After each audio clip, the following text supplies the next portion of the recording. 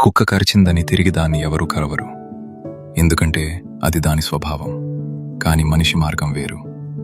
జీవితంలో ఎవరైనా తప్పు చేసినప్పుడు, అబద్ధం చెప్పినప్పుడు లేదా వెన్నుపోటు పొడిచినప్పుడు వారి స్థాయికి దిగజారి ప్రతీకారం తీర్చుకోవాల్సిన అవసరం లేదు.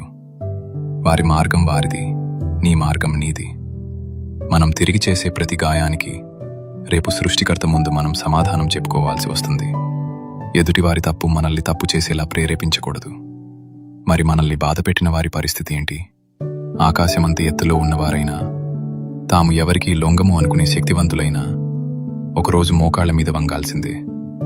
తాము చేసిన ప్రతి పనికి వారు సమాధానం చెప్పుకోవాల్సి ఉంటుంది. దీని నుంచి ఎవరూ తప్పించుకోలేరు. అది మనం ప్రతీకారం తీర్చుకున్నందుకు జరదు. విశ్వంలో ఉన్న న్యాయం తన పని తాను చేసుకుపోతుంది కాబట్టి జరుగుతుంది. అందుకే వారు నిన్ను గాయపరిచినప్పుడు నువ్వు వారిలా మారకు. వారిని ఆ సృష్టికర్తకే వదిలే. నువ్వు నీ మార్గంలో స్వచ్ఛంగా సాగిపో. ఎందుకంటే నీ గౌరవం వారి క్షమాపణ కంటే చాలా విలువైనది. మరిన్ని డీప్ అండర్స్టాండింగ్ వీడియోల కోసం నా యూట్యూబ్ ఛానల్ని సబ్స్క్రైబ్ చేయండి. మనల్ని మనం తెలుసుకునే ఈ ప్రయాణంలో భాగస్వాములవ్వండి. Subscribe link in bio.